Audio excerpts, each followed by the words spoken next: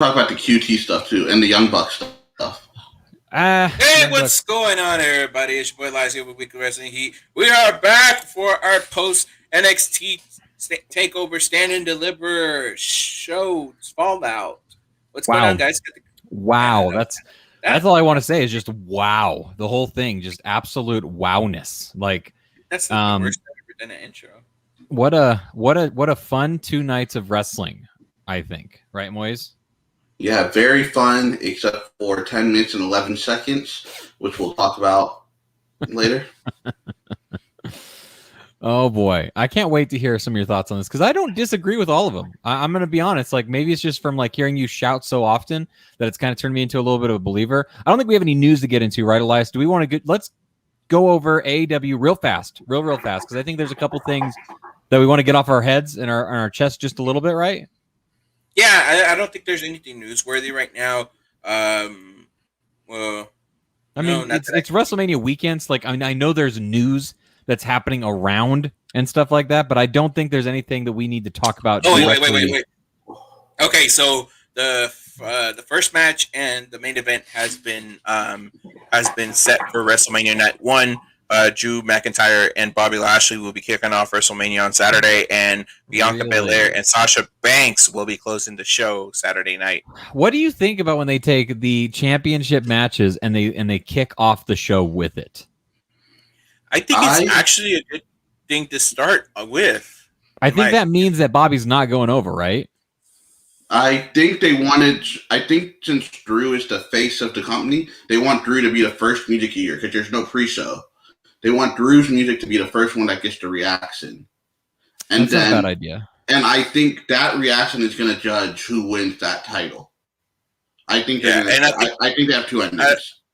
I think they're winging it with the first match because right now on social media it's split evenly 50-50. So depending, I kind of agree with Moise. The reaction will determine what the outcome of this match is. I love Sasha and Bianca getting the closing match, though. I love that. I love that more than I don't like Drew McIntyre World Heavyweight Championship match going on first. You know what I mean? Yeah. So I like that. That's the only notable news that I can think of right now. Interesting. So, all right, let's get. There's a couple of things, but that's not really that important. Yeah, let's talk about AEW real quick. I want to talk about AEW just briefly. 2 things we talked about it briefly before the show started. This was a shoe-in show. This was a phone-in show. This was like, hey, we're not going to do anything. This is not going to do much, and we all know that. We all understand that. I thought the matches were decent at best. I thought that the promos were interesting. This was not a wrestling show. This was a promo show, which is something that AEW has mixed bag on, in my opinion, right? I think that they're getting way better in their production value in terms. Hold on, Moise. They're getting way better in production value in terms of their pre-recorded promos. I think that they've always done a good job at them, but they're getting so much better. Britt Baker looks like $1 million when she does it. QT Marshall, I thought, did a fantastic job. We'll go over that in a little more in depth. And I think that the Team Taz stuff has me very interested in the explosion of Team Taz. I almost wonder if they're going to do some sort of like Brian Cage, Christian Cage team up now, because you see the seeds of deception. Also, you have Ricky Starks, who is always a prick, who was always a little dick, and now he's like embracing the role of being a prick. And I think that he's doing it on purpose, actually, to get under Taz's skin. Like at first I thought he was doing it just because like that was like his character, right? But what I mean by that is I think like his character is trying to annoy Taz now. Like before I thought his character was just to be a prick, but now it's to be a prick to Taz. Does that make sense? Yeah, I agree. It's taking an interesting turn. The only thing I can say about AEW right now that it's kind of getting repetitive is all these teams and factions starting. I don't dislike that. I don't. I kind of do. But I get it in a sense because they're trying to give everybody as much TV time as they can. But at the same time, you see a new faction get started at least every quarter. What was the best part of 90s professional wrestling? The factions. All the groups. All of them. DX, Nation Domination, NWO, LNWO. But what made it unique back then? Here's the thing: I do believe that AEW is going to kill off some of these factions as time starts to move forward now, because we only had 3, I would say 3 to 4, maybe, like powerful factions when AEW was first getting under ropes. You had the Elite, you had the Inner Circle, and then there's also like lesser factions. Yeah, the Dark Order, obviously. Those are kind of the 3 mainstays. Would you agree, right? And now we got Pinnacle. I think those are the 4 factions that they're really going to try to push. But now we got things like Team Taz on the outside. We got the tag teams, which they're not factions, but they are teams. Why is not Too Cold Scorpio? Why is Scorpio Sky? Why did he leave SCU just to go start another tag team? I have no idea. That one's dumb. That one's dumb. I honestly thought Ethan Page was going to have a nice solo run, and then he just got put into another factor, another tag. I messaged Elias. I'm like, they're going to drop the ball so hard with Ethan Page. And he's like, no, man, I really think that it's going to be good. And I'm like, I hope it is. And then 2 weeks in, Elias is like, yeah, I'm done with this. You like Ethan Page so much. This is funny. You like Ethan Page so much you trusted AEW with Ethan Page. Which is the funny thing is that you don't like AEW. I know you don't dislike AEW, but you know what I mean. Like, you don't trust AEW. I'm very critical of AEW. Exactly. Yeah. And but you like Ethan Page so much, you were willing to look past that. That's great. That means they really fucked up. That means they really did. With that. Yeah, I mean, at least so far. Yeah, I mean, and it's not bad. I mean, what they're doing, I'm intrigued at what they're doing with him. But I figured he was going to come in as a single star, because if not, he would have. He had a great tag team with the North. Him and Josh Alexander were one of the best tag teams in the industry, and for him to go from Josh Alexander to Scorpio Sky, it's kind of like, okay, what happened to the singles push? He got pushed straight into the TNT title picture, and then all of a sudden you see him in a tag team. So it's like, okay. I don't like them debuting guys in this ladder match. Like, I know this is the 3rd person that's debuted in their ladder matches, and I do not like the whole debuting in the ladder match thing. I don't mind it, because it's kind of like the opposite of what WWE does with the Royal Rumble. Like, you can have debuts and like people like appear and like do appearances and stuff like that. But anyone that debuts at Rumble, not the sideshow characters, but I'm talking about the big guys that come back.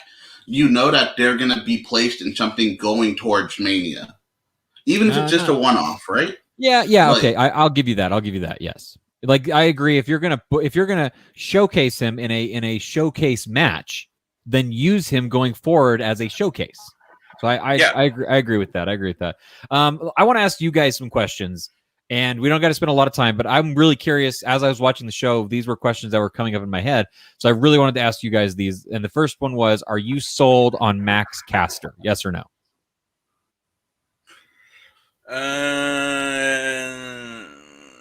Somewhat. I got to see more of him. I'm not sold on him. Yeah. Okay. But every time I see him, I'm like, why the hell is Built Russell Wilson wrestling?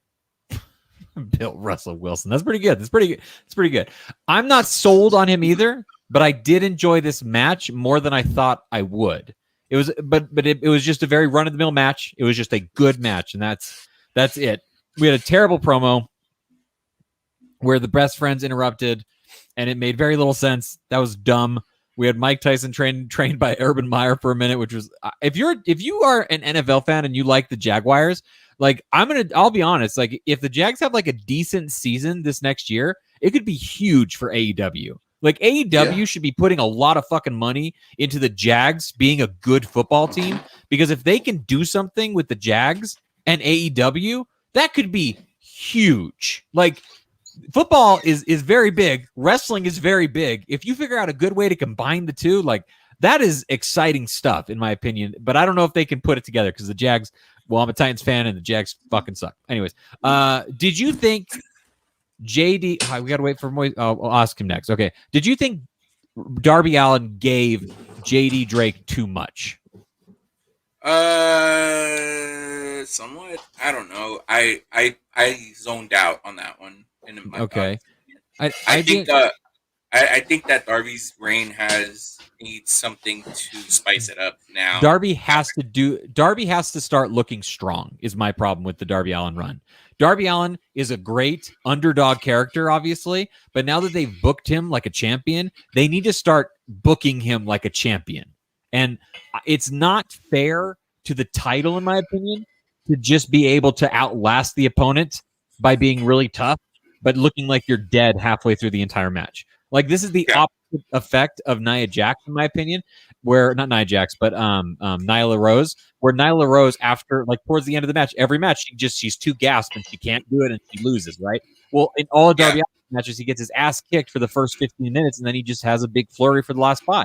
And like, I get that that's professional wrestling, but I feel like Darby Allin, out of all the opponents that he's had so far, out of all of them, JD Drake is the one that they could have made Darby Allin look strong against, and it would have been fine for both of them. Like, he wouldn't have killed JD Drake's push or anything they want to try to give him by Darby Allin having a strong win in this match, is the way that I feel about it. I need them to book Darby Allin like he's actually a champion going forward.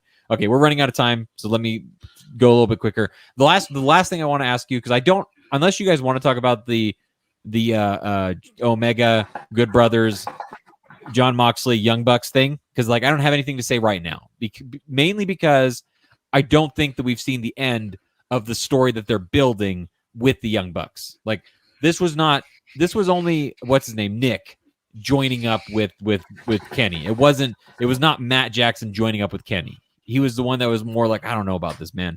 Anyways, the QT Marshall promo. I want to talk about. Oh yeah, QT Marshall. I do want to talk about that. That was really good. That was actually very good. I will admit, I was skeptical about QT.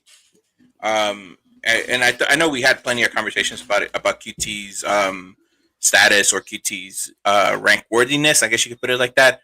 But he impressed the hell out of me by his promo, and he also kind of threw a shot at Bayley at the same time, because when he was talking about Aaron Solo, he was like, Solo was known as somebody's boyfriend, and and just went on like that. So it's just like, I was really impressed by the promo.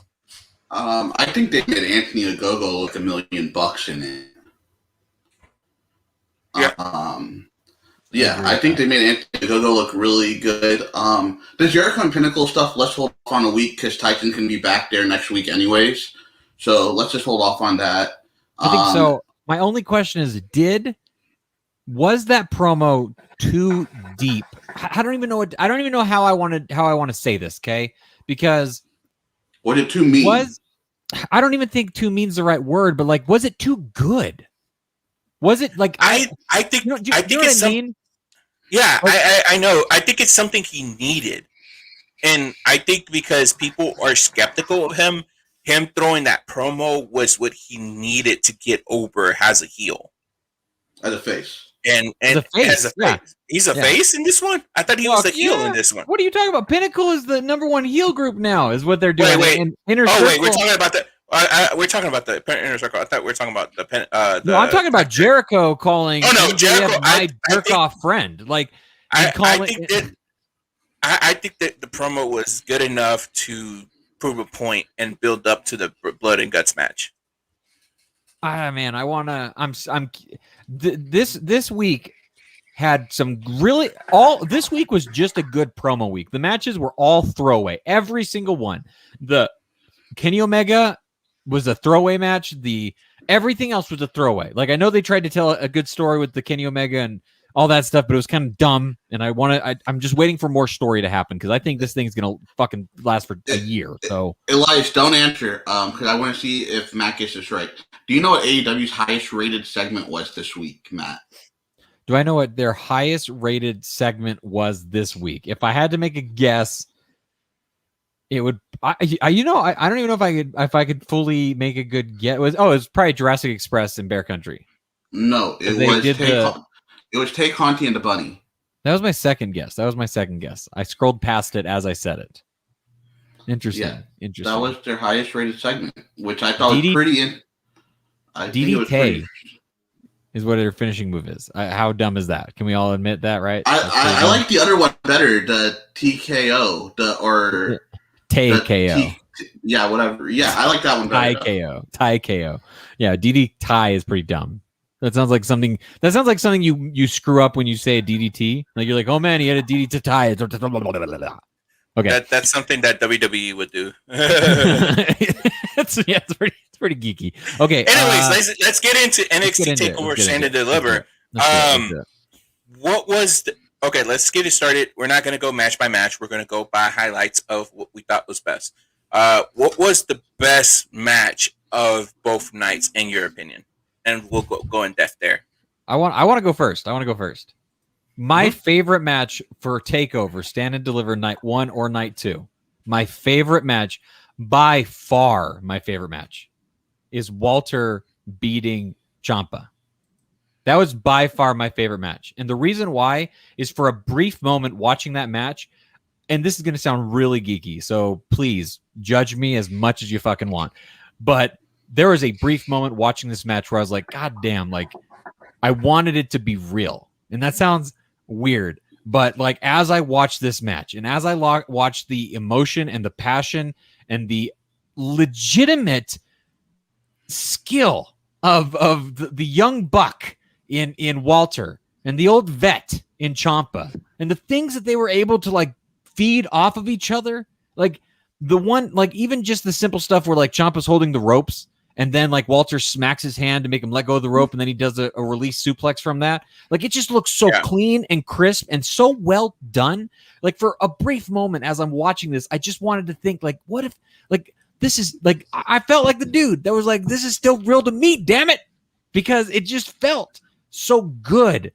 And the story that they were able to tell, the one fault with this whole match, the one fault with the entire thing, and through no fault of their own, but like they definitely didn't know this was the match that they wanted to do because there was not enough build to it. Had they had just a little more build, I can only imagine what they might have been able to accomplish even more so with it. There was never a moment where I thought Ciampa was going to win or upset Walter. There wasn't ever that moment. But, Walter did such a good job selling that hand injury. Like, at one time, I thought maybe he legitimately hurt his hand. Like, that's how well he started to sell his hand injury. Even at the end of it, when he raised the belt and he fell over and his chest just looked so beat up. That was the absolute single best match of the entire night. For both nights, in my opinion. That's my match of the event, is Walter defeating Tommaso. You know what? I agree with it, but my favorite match of the night would have to be the unsanctioned match, Adam Cole and Kyle O'Reilly. Why? Because I told y'all that Kyle O'Reilly was going to win. And two, the story that was told with this, even with Kyle O'Reilly's, like, there's parts of the match. I know one time when he was going to try to get try to suplex him or do the brainbuster on the stairs, Kyle O'Reilly had doubts on it, and he kind of held back a little bit at certain points of the match when he was going to do something. The story that was being told, like, Kyle O'Reilly still had that love for him as a friend, as a brother, and, you know, he was still kind of having doubts in certain things. And the match itself it might have gone in like 5 minutes, so too long in my opinion, but the ending was perfect. The way that that Kyle O'Reilly finished Adam Cole, the way Adam Cole sold that finish, and how just Kyle O'Reilly just fell on top of him for the cover. Everything about that match, from the build up from the start, how they separated. 41 minutes. 41 minutes. I don't know if you're looking up. 47 minutes. 47 minutes. Yeah. Okay. But so that was the best one. It's not Moid unless I put the bear, right? So you like that emotion, but you don't like the emotion when Matt Jackson showed it towards Kenny Omega? Wait, say that again? You cut out a little bit on my side. You cut out a little bit. He liked the emotion that Kyle O'Reilly showed when he didn't want to suplex Adam Cole, right? Uh-huh. But when Matt Jackson didn't want to super kick Kenny Omega, I didn't hear any, oh, dude, that was great emotion there. I think that one of them... We didn't talk about it. Yeah, we didn't really talk about it, but two, I didn't like that about Kyle O'Reilly. I did not care for that because they've already sold them as hating each other's guts. Like that was not that moment has already passed. Once you hit a low blow, the friendship is over.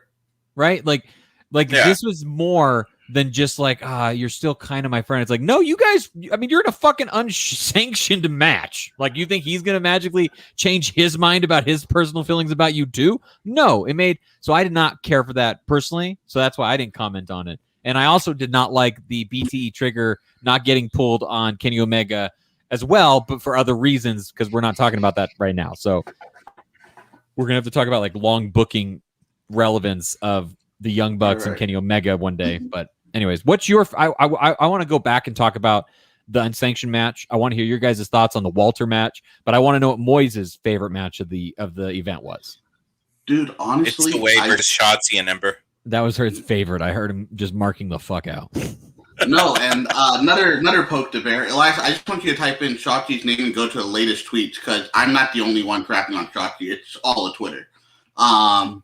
I don't disagree with that anymore. Like, I'm starting to get more on the bandwagon that Shotzi's probably a little dangerous because of her inability to like slow down on certain spots. But then she's also very lazy on some of those hookups, and that dragon suplex, thank God, the person that she hit it on knows what they're doing to protect themselves, because she sure as shit didn't do anything to protect her. She let go of it before she hooked it. Like, that was not good. That looked bad. But luckily, like, I don't know. So I'm starting to fall more on Moise's boat. But I want to hear your favorite match, Moise. I want to hear your favorite. My favorite match of the night was actually Io and Raquel, and I liked it because they got the whole Dakota Kai thing out of the way 5 minutes in.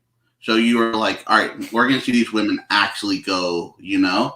And yeah. I loved the selling. I love that there's only one high spot in the match, which I love when matches crescendo to that one high spot, and then the monster heel gets up from it. That's why I'm such a Karrion Kross fan as well. A lot of his matches are that one high spot, but it doesn't affect Karrion to where he's down. And I think Raquel's gonna have this title for a long time unless Vince McMahon's like, hey, come over here. All right. I would agree. Did NXT do a good job at booking the main events of each night? I guess that's the better question we need to ask. Yeah, they did. I think they picked the right, you know, and it's funny because as good as Karrion Kross versus Finn Balor was, thank God they put that on before the final match, right? Like, that was not going to top the Kyle O'Reilly. And here's the thing: is it did top it for me. I'll be honest. Like, for me, Finn Balor versus Karrion Kross, better match overall than Kyle O'Reilly versus Adam Cole, because it was a match.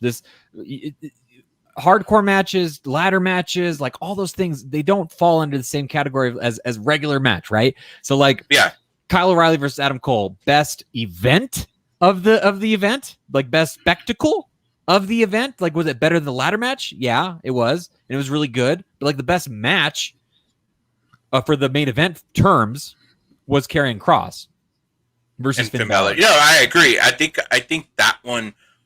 I think they did great at booking the matches on the order, as far as the order. Yeah, I enjoyed the fact that Io versus Raquel went on last, because it showed the story being told, and like Moise said, they got rid of Dakota Kai early on, and it let it be a one-on-one match, and it showed how resilient Io Shirai is and how dominant Raquel is at the same time. That match was so good that I accidentally got it spoiled for me, and I still watched it from start to finish and enjoyed it. Like, I accidentally didn't know Peacock was a stupid ass streaming service, so I clicked it to see if I could start my show yet, and it just showed me the very end, or it showed me what was happening, and it was right as Raquel was holding the belt. I was like, God damn it. But it was such a good match that I was able to watch it, and even knowing, like, it's difficult for me sometimes to watch matches that I already know the ending of. It can be very difficult for me to care because I already know. I need a little bit of mystery in this storytelling. But it was so good, I watched it. I watched it from start to finish and enjoyed every minute of it, and thought, you know what, Raquel, I was I was wrong to pick Io. Like, remember when as we were talking for our prediction show, I said I think they're going to take Io a little bit longer to keep building her to be something more, right? And even you a little bit. I know you lined up picking Io as well. I think, right, Elias? Me and you both did Io. And no, I picked Raquel. Or you picked Raquel. Me and Moise picked. Was I the only one who picked Io? Right? You're the only one that picked Io. Oh, okay.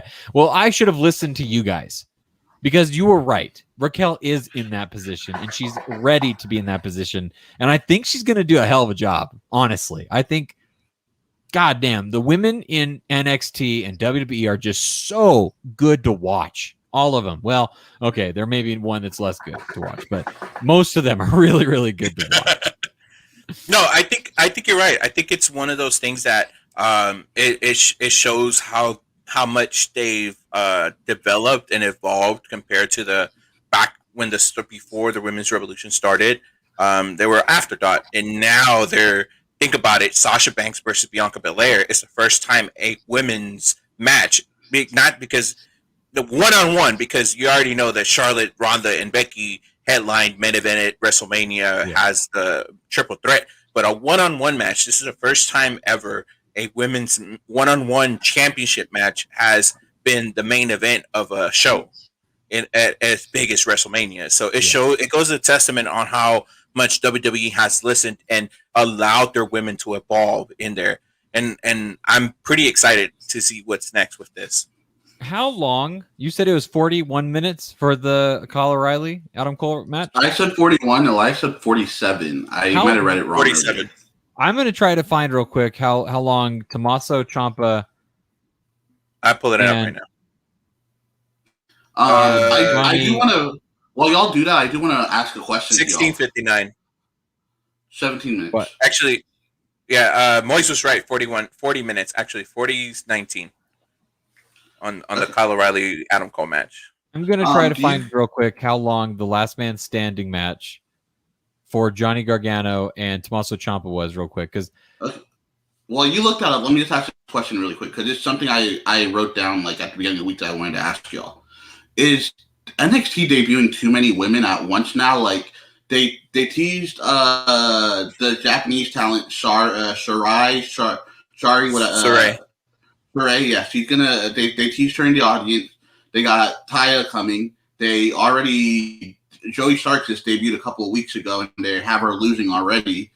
Toni Storm just came back. Do you think they're pushing too many women into NXT right now? No, because some of them are getting called up. Some of them are eventually going to go to. Who else do you think can get called up though? Io is right. Io,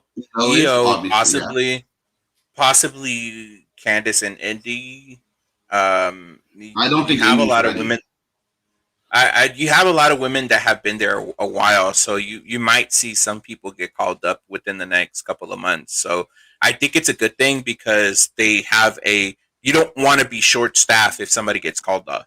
So in a sense, even if you're short-staffed, right? Then if you're short-staffed, and let's say you have 4 women, you still have Raquel, Dakota, Toni Storm, and Joey Stark, Ember Moon, whoever you're going to put as that 4th woman. You still have a stacked 4 with them. And then but you remember they have a tag team division now, so you need people for the tag team division, and you need people for the singles division. So you have your tag teams, then you have your single stars. So Matt, sorry, I'm sorry. I'm just trying to figure out this. So the street fight for Johnny Gargano versus Ciampa was 40 minutes long. And that, I just clicked on it to kind of look at it real quick because I was trying to find some stuff. That match was the best Tommaso Ciampa Johnny Gargano match. Like that match is so much better than the last man standing match. The street fight was the first one, right? The street fight was the second one. Or the second one. The first one. That was the first one because then they had the empty arena and then they had the last man standing, right? Am I or not? Okay. God, I need to find this last man standing match. I do want to talk about one thing a lot of people, and it's a nitpick. I definitely think it's a nitpick. A lot of people online admit it was a nitpick too. Kushida and Pete Dunne worked on the hands, and then the Walter match worked on the hands. I didn't think it mattered, but like a lot of people were nitpicking on that.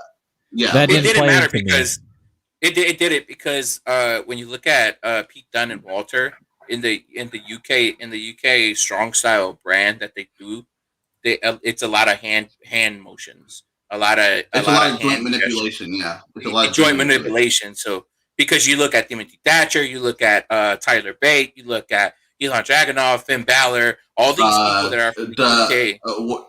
The grizzled young veterans, same way. Yeah, no, definitely. Same way, all the UK wrestlers do that. So it's nitpicking at this point. I think a lot of people slept on the tag team title match. I don't think that got the love it deserved. Okay, I was going to ask you. So this is my question. Which was the most disappointing match for you? The tag team match, the Pete Dunne match, or the 6-man gauntlet match? I think the 6-man gauntlet match was a little disappointing. I was a little bit. Mad. It wasn't a real gauntlet. Right? No, and I wasn't mad at the outcome because I enjoyed Bronson Reed versus Johnny Gargano. But I was disappointed a little bit in that match because it wasn't a true gauntlet match. That annoyed the piss out of me, especially because like all the counts in like the Royal Rumble is obviously a work count. Like they can decide when that minute 30 is up whenever. This was bad.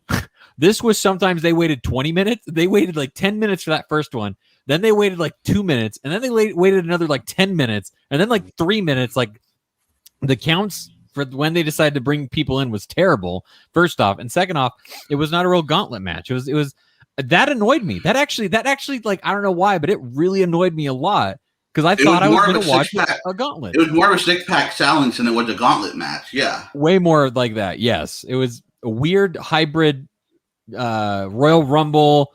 Survivor Series. I will say War Games. It was more like War Games than anything else.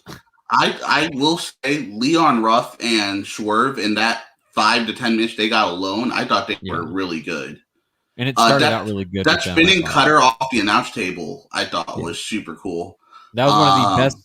That was one of the best landed cutter moves that I've seen in a long time because cutters are thrown out there like Canadian destroyers, but they're always kind of fucked. Like they always botch them just a little bit. Yeah, this was one of the best. I know, I agree 100%. And this was one of the best looking cutters. Oh, that's what I want.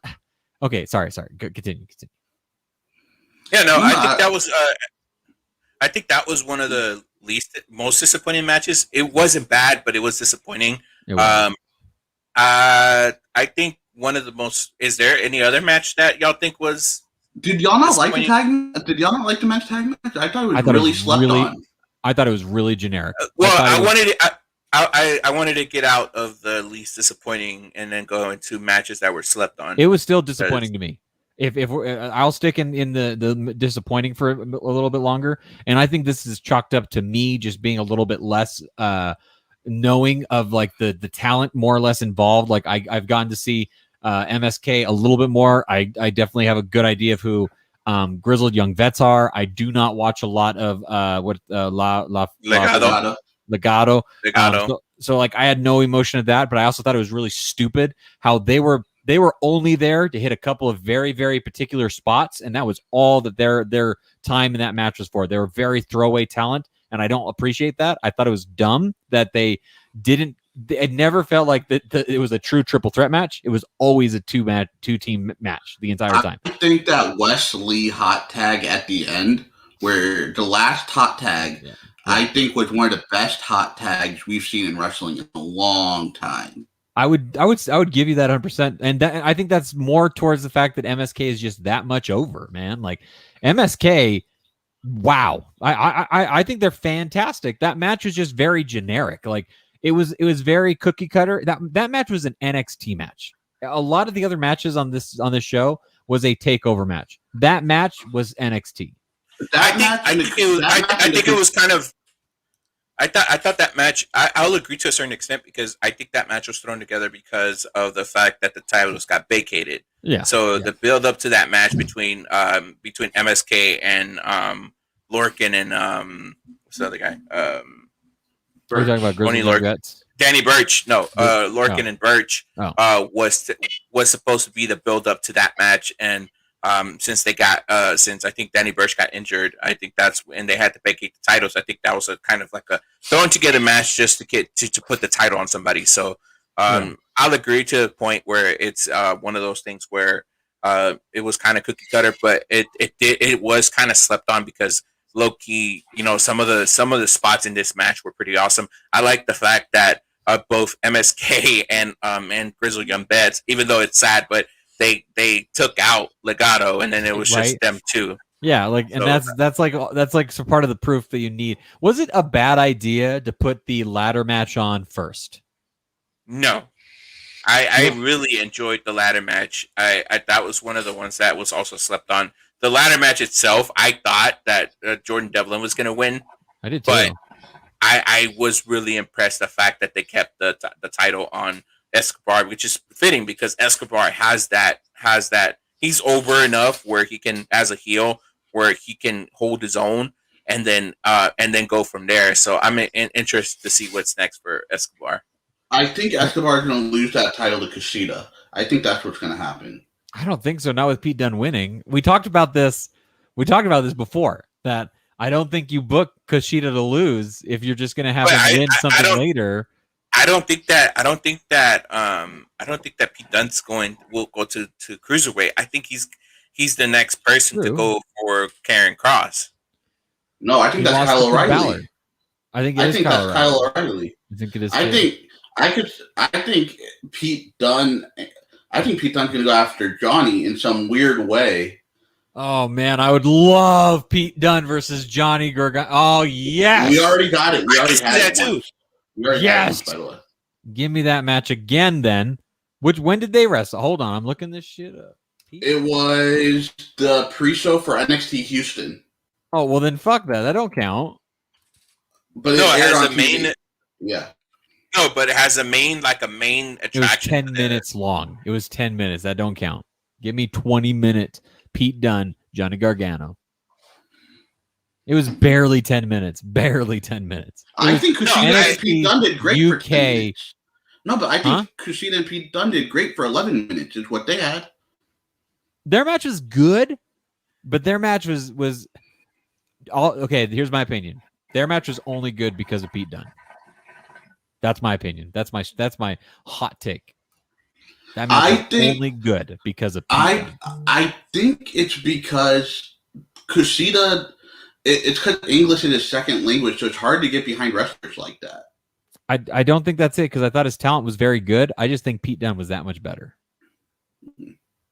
That's my opinion. Like I'll totally I could see somebody saying it the other way around even. Like if somebody was be like, no, I think that the reason why it was so good was because of how well Kushida sold or how well he transitioned into moves because he did a great job transitioning into stuff.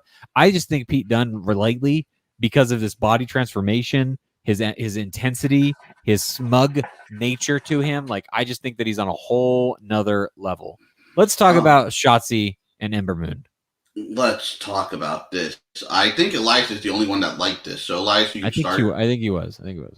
I enjoyed the back and forth of this match. I really hope that Candice and the Way would have won this match, but I already knew where it was going. I want to continue to see Ember develop Shotzi, but that's about it. I mean, it was a good match. It wasn't perfect, but I enjoyed it. They're definitely losing that title to TN Saw, right? As much as we all hate that idea.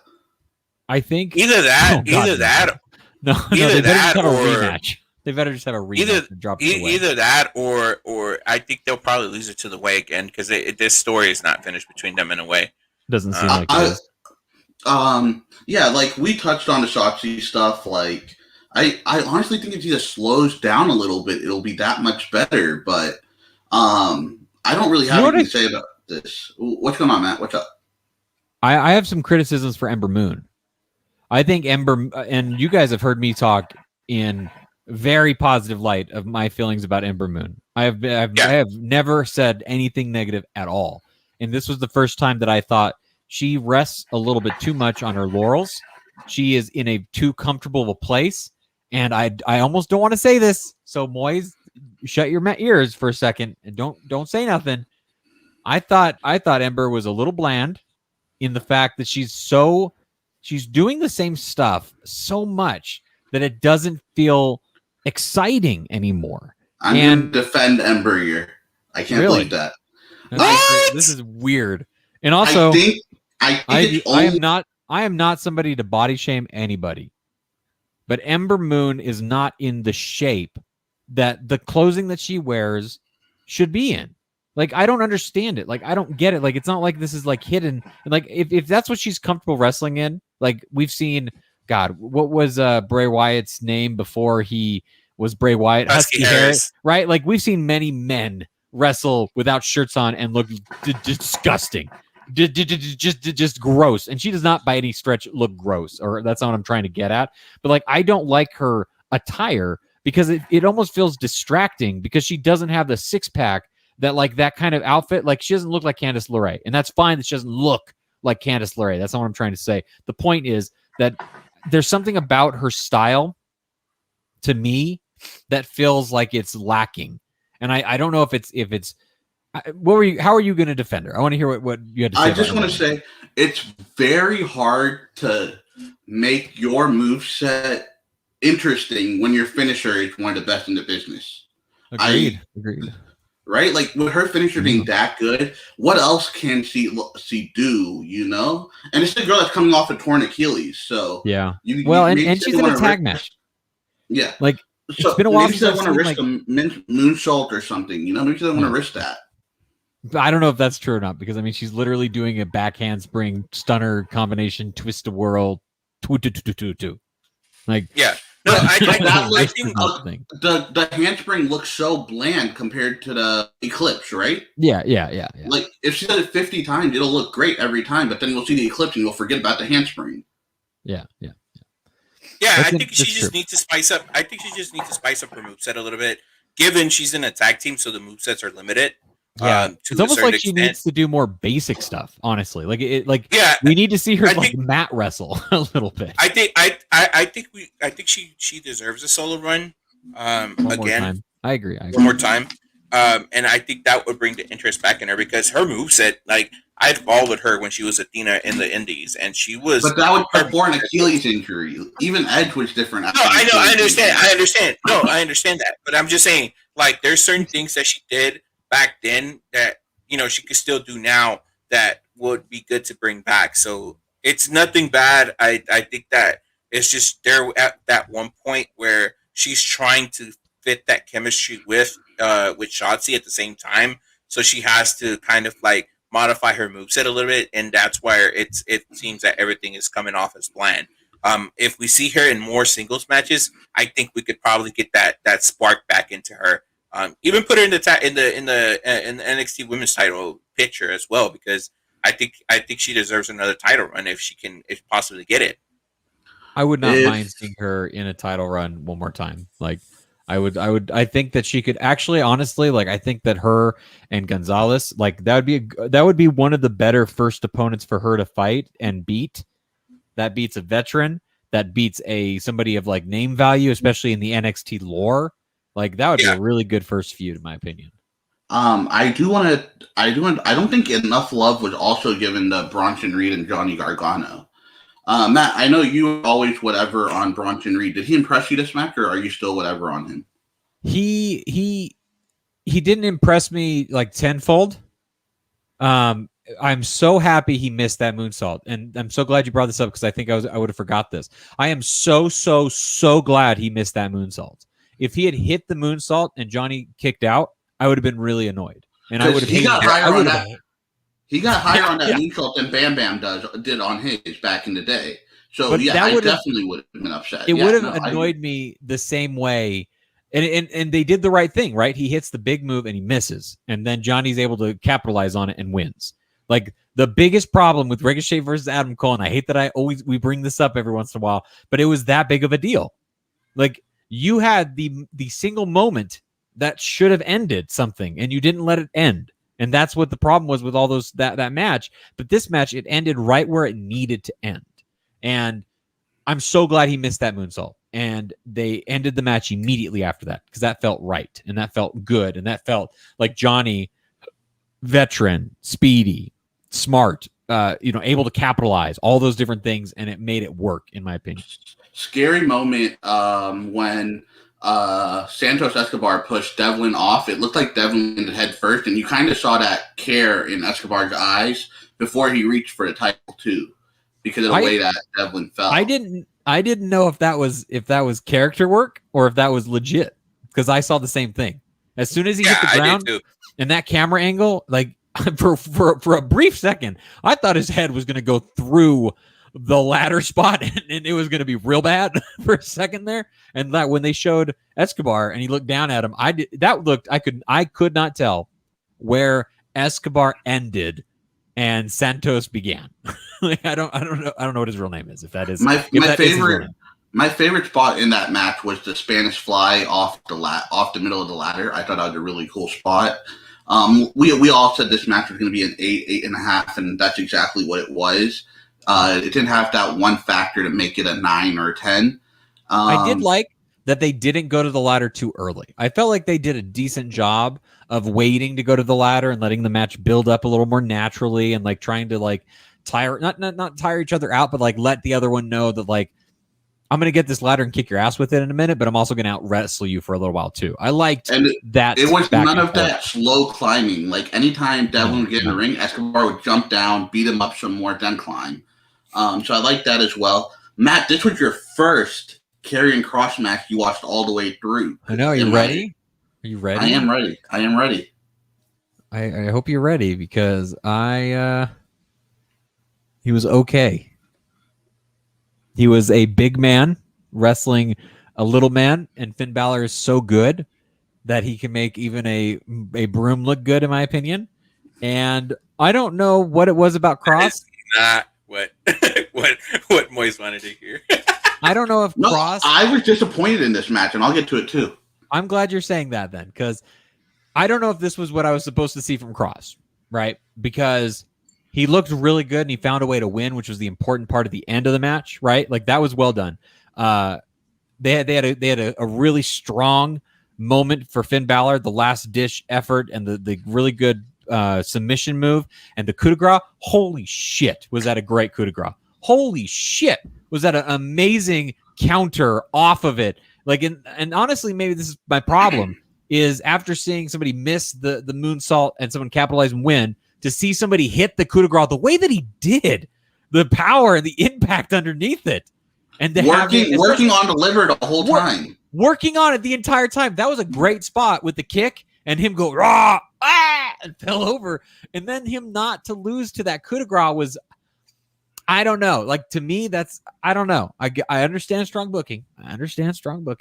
But this match did not sell me on Karrion Kross, but I totally understand why people are fans of him. That's respectable. Yeah.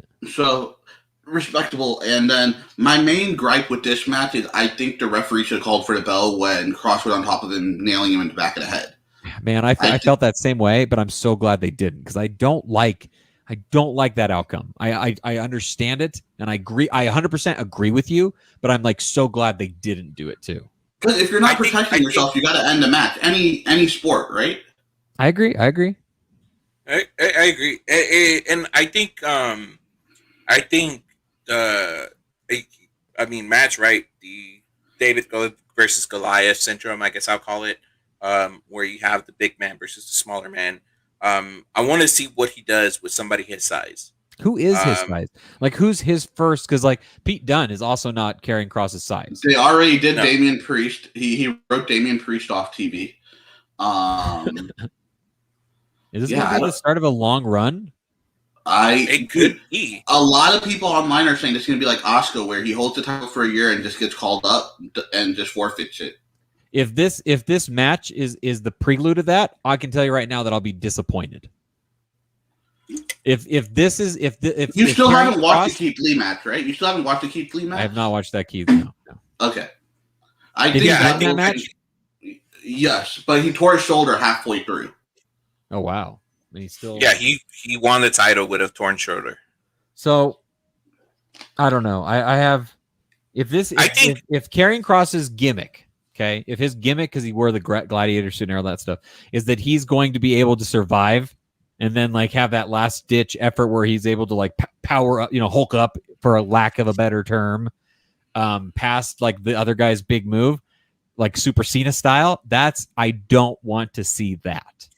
I think it's a work in progress, in my opinion. I think we're going to see the rematch between him and Balor, and we're going to probably see Pete Dunne versus Karrion Kross, and you'll eventually see that.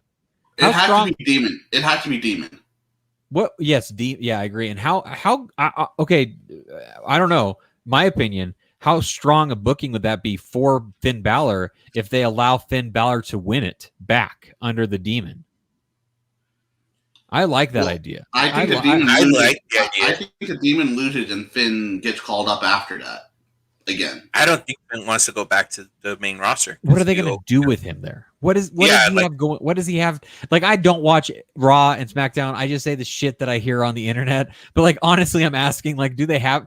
Who's he going to wrestle? I guess he wrestles Matt Riddle. I'd watch Finn Balor, Matt Riddle all. It would be the Fiend, and then they would kill someone off. That's how. It would Supposedly, the Fiend is going to die, right? Didn't we all decide that this is going to be a 3-minute match, and the Fiend's going to get shot in the head or something? No, I think Randy Orton's going to get murdered. No, I think Randy Orton's going to get murdered. Right? Yeah, that's what I'm thinking too. Otherwise, what a waste. What a waste. Yeah, no, they wasted Bray Wyatt with him, and now they're going to waste the Fiend with Randy fucking Orton. Ugh, so dumb. We'll get to that in a minute. All right, we should that right now. Actually, I think we covered everything that has to do with NXT in a sense. I think we did. I think we did a good job of covering the Stand and Deliver 2-night extravaganza, even a little bit of AEW thrown in there for good measure. Like, I think so. I think so. Where would you guys rank this takeover? Where would you guys rank this takeover? I think it's pretty up there. I think it's top 5 because as far as the one that I can say that tops this one would be the Dallas takeover. Dallas is my favorite. Yeah, that's what I'm saying too. You're saying Justin Liger, right? No, that's a judge. You should no. This is when when Shinsuke debuted against Sami Zayn. I don't remember like the takeovers. American Alpha, Enjo and Cass. No. Enjo and Cass and Revival, right? Or American Alpha and American. That was when Bayley won the championship. That was when American Alpha dethroned the Revival. Here's the thing: is all wrestling is so good nowadays that every takeover gets instantly put into the 5th top 5 slot. Every new one. Yes, they do. Yes, you listen to what I'm saying for a second. Every takeover is good. That's what I'm saying. Like I can't even do like top 10 lists of takeovers. I can't we would need to watch takeovers back to back to back to back to have a better idea. I still think Andrade and Johnny Gargano is the best match I've seen on a takeover. Andrade? Yeah, I think so too. Yeah. That Johnny Gargano versus Andrade match. I think it's when you were tuned out, Matt. I think it's when you were tuned out. Because my favorite that was the first time.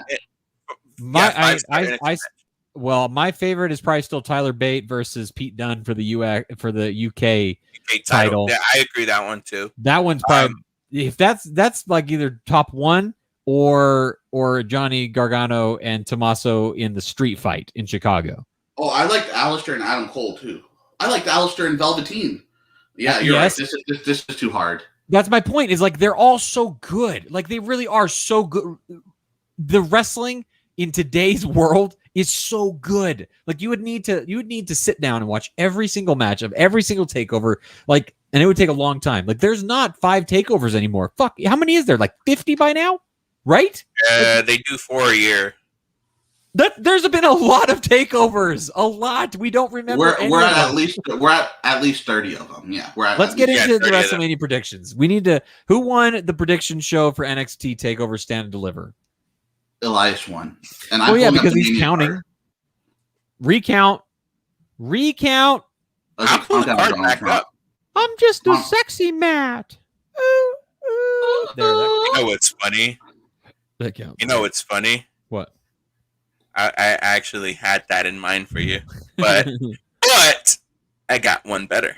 I'm gonna do like production value with mine. I'm gonna. All right. So are we doing any bet on this Mania thing? No, probably not, right? Let's do the same one. I like this bet. I think this is a fun bet.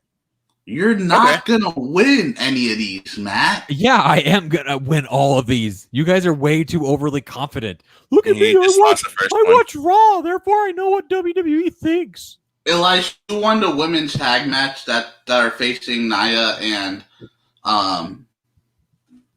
Shayna? Moise, the Mania card. Moise, what time is it? Moise, what time is it? Where are you? Who are you? I don't think they've shown anything yet. Anything yet. So Nia and Tamina are gonna face someone for the tag team titles. Who do we have winning? Nia. It's gonna be Nia. Wait. What do you mean Nia and Tamina? Don't you mean Nia and Shayna Baszler? Yeah, whatever. Yeah, Nia and Shayna. You called her Tamina. That's a completely different woman. Show some fucking respect, boys. It's the same thing. No, it's not. Those are two very different looking women and completely different styles. I don't care about the women's tag division on the main roster. Wow. You're so cold-hearted. Unless the unannounced team is Bayley and Charlotte, then I'll care. They're not going to waste Bayley and Charlotte on. So you're not going to have them on the card at all? They might. Okay. I'm going Nina, Jax, and Shayna Baszler to win that night. Elias, you're writing these down, right, Elias? Hold on, we don't. If they don't have the match announced, then we can't bet all on right, that. Well, y'all want to skip that match? Yeah. Yes, we're gonna skip that match. Yeah. Okay. Moise, calm down, Moise. Because I got 52 matches in front of me that I'm trying to read off in night 1, night 2 order. I love you. Actually, I love you. Actually, it's night 1. You see Natalia and Tamina versus Naomi and Lana versus Mandy Rose and Dana Brooke versus the Riot Squad. That's not what they're doing. No, that's not what they're doing because SmackDown tonight is the number 1. All right, skip that match. Not. I just saw the recap for SmackDown. It's not. It's actually that for night 1. So we're gonna skip it. Okay, let's skip that. Okay, Cesaro and Seth Rollins, because I know this is the match you didn't want to predict, Elias. I'm not gonna predict it. I kiss my ass on that one. So you're taking one loss. You take a loss. No. Hold on. I gotta pull Seth Rollins. Why, Elias? Stop trying to feed into Moise's like niceness side, and you're like, I don't want to upset Moise. I know he gets really loud. I know he gets really loud. You don't know what Cesaro said today in an interview, right? I don't care what he said. I'll tell you what he said. I care a lot about wrestling. I've been doing this for a long time. You're gonna laugh, Matt. What did he say? He said Cesaro 360 just said I swung your candy ass. And this is the man you want to win. Dude, they're giving him all these catchphrases. I think Cesaro's gonna win. They're giving him the worst catchphrases. I always thought the word jabroni was lame, and then The Rock got it over. Oh my god! All right, I'm gonna go Cesaro. Did we bet 500? Right? We bet 500 grams tobacco. No, we bet a kilo. We didn't do the kilo. Did we do a kilo? I don't think we did a kilo. You said you were gonna ask your wife. Yeah. I didn't ask her, so I guess we're good on the kilo. All right, so we're doing a kilo. And it's going to be Seth Rollins winning decisively. Hey Matt, are you a gambling fan? I'm not guessing the time length. No way. No. I want to give you the odds. Right now, it's Cesaro minus 250. Oh, so that's nothing. That's nothing. All right, Elias, we need your pick. He's favorited by 250. Hold on. God. Elias, I'm working on the document. So the Suns beat the Jazz a couple nights ago. Guess who is favored to win in that match?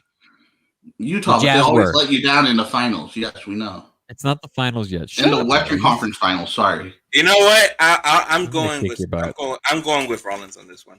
Exactly. Oh, okay. So because obviously. All right, so here we go. Let's get matches that we don't want to talk about out the way. Wait. I already have it.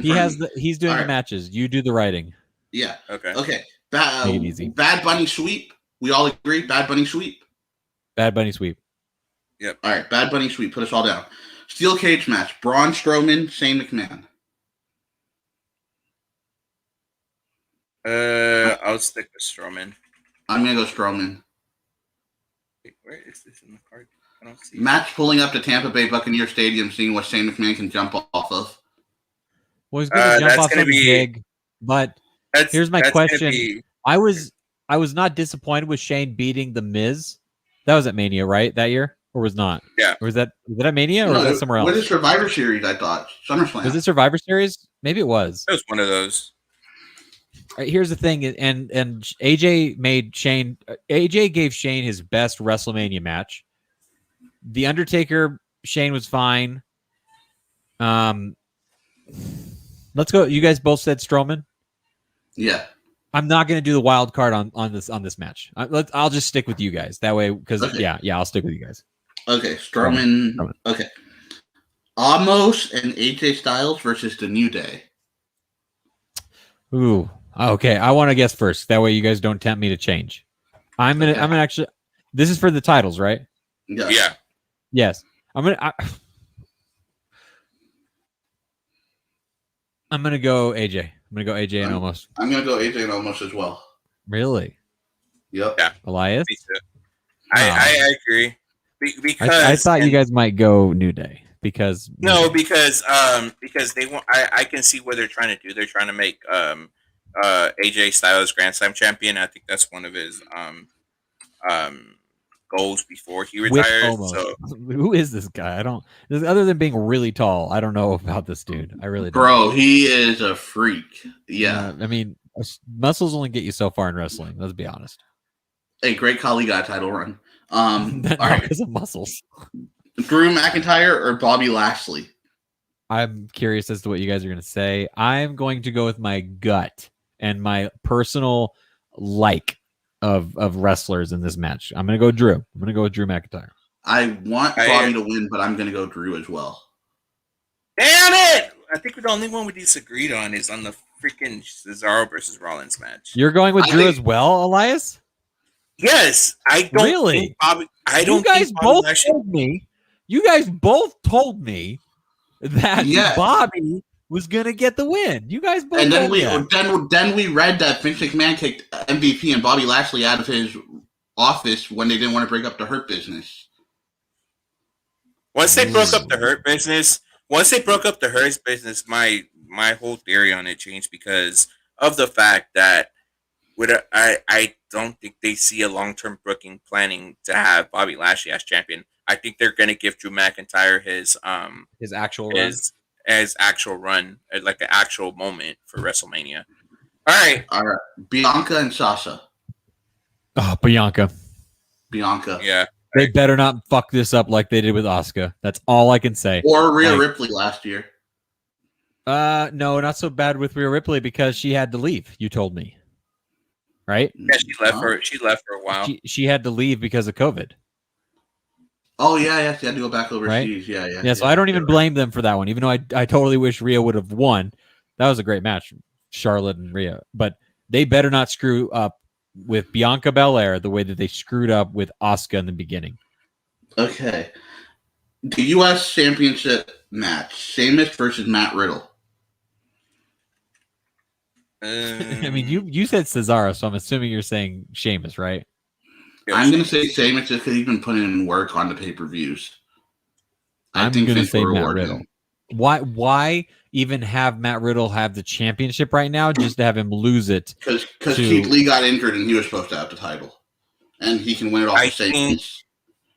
There's no way that Matt Riddle has not been performing well in their demographic and sales. There's no way that he hasn't. Matt Riddle. I'm going to go Sheamus. Who are you going, Elias? Fuck, this is hard. For one, I see Riddle keeping it, but at the same time, I see Sheamus getting it and setting up a feud for a returning Keith Lee. So I think Sheamus. Is Keith Lee done? No, he got injured. Is he done? I feel like I've heard reports that he's done. No, he's not done. What pipe is this? Oh my god! Kevin Owens versus Sami Zayn with Logan Paul ringside. Kevin Owens, and Kevin Owens jumps off of a freaking ship. Who has Logan Paul on his side? Sami. Sami. Man, and I love Sami Zayn. But if he's gonna pick a tool as a teammate, then I'm gonna have to go with Kevin Owens. Wait, did we all go? Are we all going Kevin Owens? Yeah. Then I'm gonna say Sami Zayn. I'm gonna Matt, go. this is $60 on the line. Just play it safe. $60? No, it's not. Not on this one. It's a kilo of tobacco. That's just for the one. What? Oh, that's just for Cesaro and Seth Rollins, you duty head. Oh yeah, you're right. Jeez, over here trying to overcommit. I'm not buying anybody a kilo for tobacco. We're just gonna sing again. Loser has to sing. All right. It'll be funny if you have to sing 2 songs. So you'll make me lose on there because I don't write any of these things down. Matt, you're going Sami? I'm going to go Sami. I'm going to say Sami. I'm going to say that they're going to give Logan Paul to interfere. And then he's probably going to backfire on Sami. So fuck. I think Logan Paul's going to turn face and help KO. So that's my thinking. Logan Paul turning face. Words that I wished I didn't have to hear in 2021. Dude raised a lot of money for BLM. The Nigerian drum fight. Big E versus Apollo Crews. None of us know what this match is, by the way. By the way, breaking news. SmackDown just ended. Spoiler alert! Jey Uso. Hold on. Do you want to hear this, Moise? Do you want to hear the spoiler? Jey Uso won the Andre Battle Royal. Of course he did. Who else was going to win? Yeah, he won there was an Andre Battle Royal they did on SmackDown. Lame. Yes. Well, they don't have a they don't have a lame. Okay, so lame. Nigerian drum fight, Big E or Apollo Crews? What is this match between? None of us know what this is. Pick a winner. I don't know. Give me something to go off of, guys. Moist thinking that every match is a kilo match. Okay, so I'm gonna go. I'm gonna. You know what? Moist, you pick first. I'm gonna go. Man, I think Big E's gonna get pushed into the world title picture, but I'm gonna play it safe and go Big E. Okay, I'll go the Nigerian prince who actually he wrote me an email last week and he said that I inherited a bunch of money from a dead relative and I just needed to send him my social security number and my email address, and I did. And I'm waiting to hear back from him still. But I'm sure it's any day now. I'm sure it's any day. Did your credit score randomly fall like 50 points? Wait, what? 400. Wait, what? I thought that was just a coincidence. I pick Apollo Crews. Who do you pick, Elias? Apollo Crews too. All right. Randy Orton versus The Fiend. Oh, fuck this match. Fiend. I'm going to go Fiend. My heart tells me to go with Randy Orton. My heart tells me to go with the golden shovel. My heart says, how do you put out a fire? How do you put out a fire? How? You shovel dirt on it. That's how you put out a fire. Give me Randy Orton for the win, baby. Woo! Asuka versus Rhea Ripley. I'm not going first on this one. I'm torn on this one.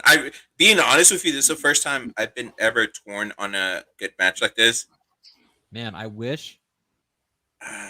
This is gonna piss me off regardless, because some way it's gonna get fucked up. Charlotte's gonna come out. Not Charlotte. This is where Ronda Rousey's gonna come out. Or Becky. Becky actually said night one. Who's she gonna help? Becky helped Asuka because she gave her the title. That makes no sense. She should want the title back. So if you look at the post that I sent earlier, on the little thing that she did, she basically has spelled out that if you do the first letter of each word, it's spelled night one. So Twitter is running crazy saying that. See, Twitter is running crazy right now. Stop.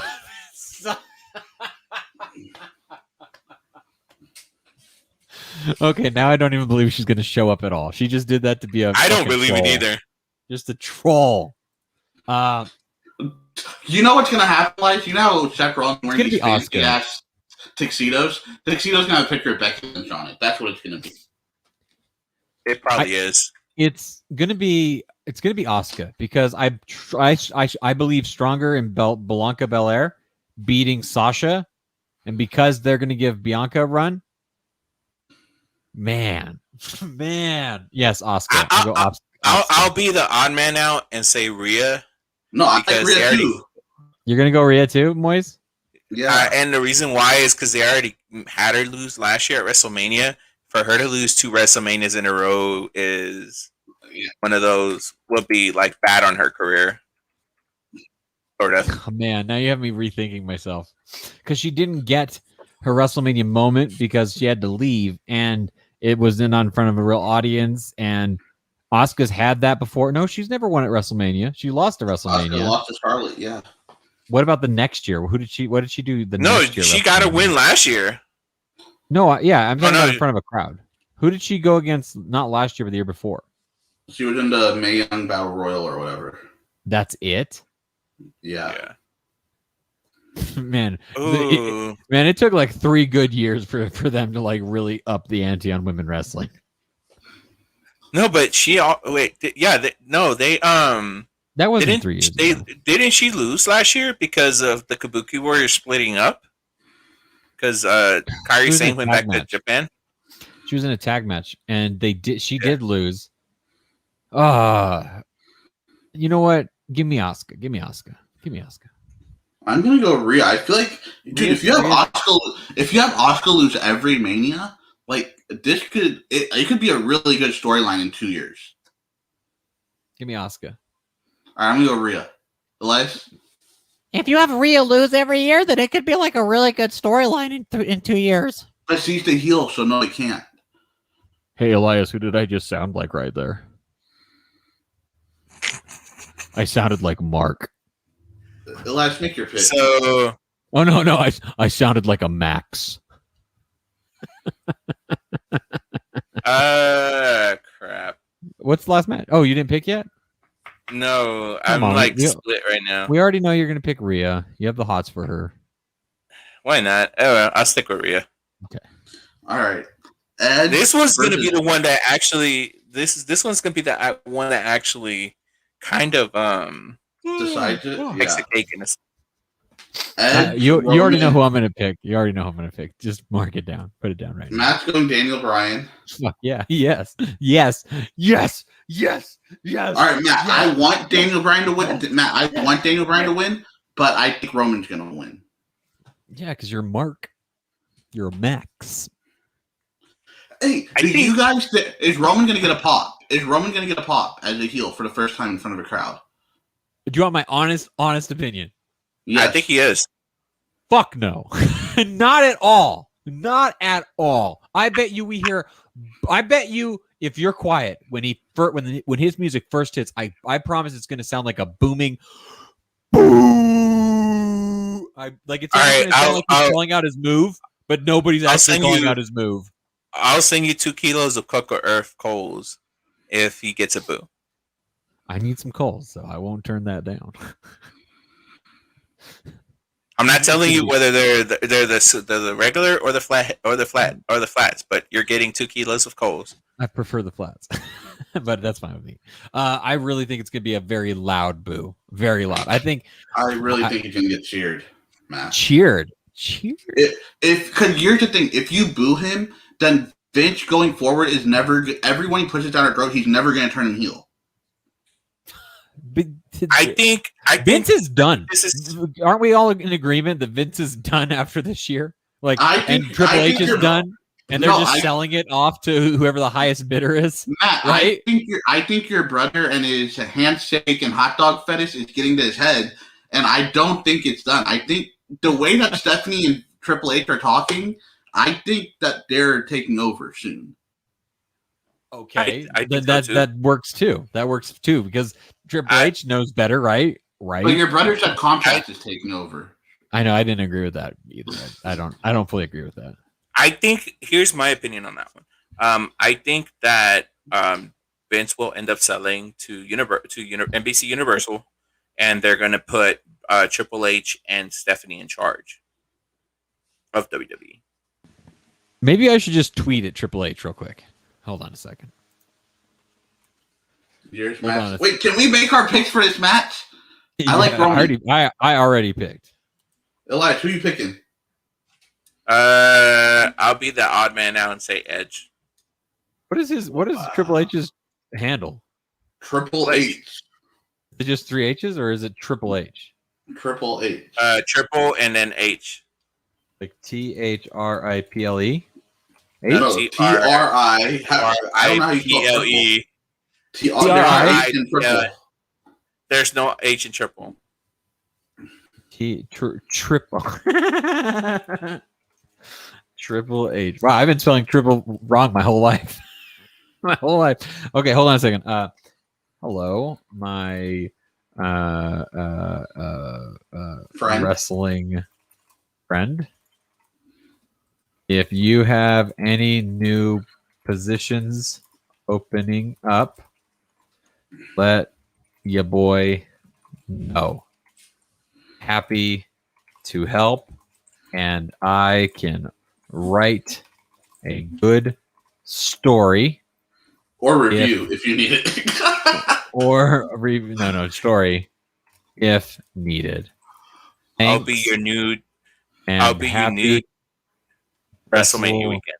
Mania weekend. Okay, now I just got to fix my spelling. Pick, you two. We did. I picked Roman, you picked Edge. We're all different. Good. I'm glad I'm going to win. So you should also put there, I could be your honest Dave Meltzer. Your friend, Honest Mills. How do you spell Mills? MELTZ. He's probably on Elias's favorite, so Elias can pull that up for us really quick. How do you spell Meltzer? MELTE. No, MEL. Yeah, something like that. Meltzer. I don't know. I mean, I'm pretending like he's actually going to read this tweet. Okay, it's out there. I sent it. Hey, how do we, Matt? How do you feel about Rosenberg going off on Meltzer? I need to hear it. I haven't heard it. So Meltzer put out a false report that Rosenberg paid for. No way. Matt, when you hear this, you would see why Rosenberg got mad. He put out a report that Rosenberg paid for his 24/7 title reign. He put out a report that Meltzer put out a report that Rosenberg put out or paid money to get his 24/7 to WWE to become the 24/7 champion for 3 minutes. Yes. That's pretty ridiculous. That's your boy. That's not my boy. I don't know what you're talking about. I've never once claimed him at all. Elias, you know who this helped in the long run? Wade Keller, man. He's just gonna make a comeback. Oh, also, before we go off, I think NXT's announce team is my favorite by far now. Like, you know, I would not say that, but the problem is Nigel gets a little too excited. Nigel's not on NXT. You said NXT, right? Wade Barrett, Vic Joseph, and Beth Phoenix. Oh, why did I call him Nigel? For some reason, that was the name that Nigel actually got moved to NXT UK. Yeah, I knew that. I meant Wade Barrett. Wade Barrett gets too excited, a little too excited. See, I think I'm okay with that because Morrow got way more excited. It's every match. It's every single match. I like Beth a lot. I think Beth is great. She has a really good quick humor and wit that like really evens out moments and matches. That's how I am with Vic Joseph. I'm a big Vic Joseph fan. I like him a lot. All right. Is that all the matches? Yep. Damn, we made it in record time. We didn't even have to add 30 minutes. That's fucking crazy. So, all right. That's it for tonight's show. We covered AEW, covered NXT UK, NXT Takeover, Stand and Deliver. We covered WrestleMania. We got our picks in. We covered all the picks. So for the first night of for NXT Takeover, our boy Matt has to do a sing along or karaoke of a chosen a chosen WWE entrance, which I will gladly post on Tuesday when we come back on Tuesday night at 8 p.m. Central Standard Time. I will let y'all know what the song is. I got to think about it. I got a couple in mind, but I will let y'all know. There's not enough words in it, I don't think. No, there's guys. Not. We need to watch GCW Spring Break. They just put on a show tonight. It's available on the Fight TV or whatever, and I'm watching some highlights right now. Holy shit! This looks like it is a really good card. Do you want your boy Joey Janela's on it? Matt Dickerson is on it. Who the hell is Ricky Matt Page? Dickerson? Nick Gage, guys. Nick Gage, Rich Swann. I don't know who Jeffrey any of these Iron? guys are. Leroy Rush, Leo Russ, Leroy Brown, Leonardo Kidd. Laredo Kid. Stop correcting me. This looks really good. I'm gonna buy this show. I'm gonna buy this GCW we don't want to show. get Matt. We don't want to get canceled. You can't call Laredo Kid Leonardo Kid. We don't want to get Leonardo canceled. DiCaprio. Oh my gosh, that rolling senton into a frog splash that Rich Swann does is really good. It is. All right.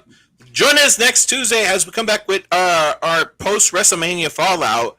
As always, follow us on our social medias on Facebook and YouTube at Weekly Wrestling Heat and our Twitch channel at Weekly Wrestling Heat TV. Follow us on our Instagram at Weekly Wrestling Heat and follow us on our Twitter on _Wrestling Heat. And regular Thursdays going forward after this next episode. We'll see you on Tuesday, and then we'll see you on Thursday. All right, ladies and gentlemen, we are officially out. Peace. Happy WrestleMania weekend.